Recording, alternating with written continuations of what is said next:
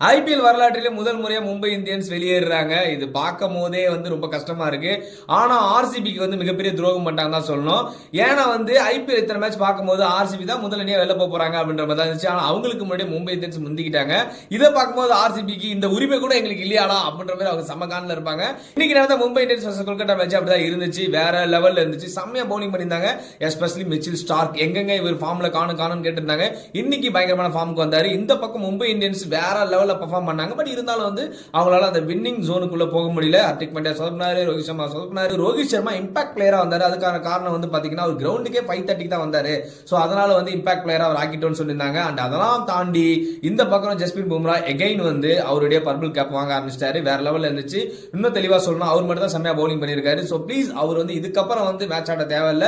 அவர் அப்படியே பத்திரமா பாத்துட்டோம்னா வேர்ல்டு கப்புக்கு நமக்கு நல்லதுன்னு நினைக்கிறேன். ஆர்சிபி நாளைக்கு விளையாட போறாங்க ஜிடி கூட. அவங்களும் ஒரு 10 நிமிஷம் வெயிட் பண்றாங்க, நானும் வரேன்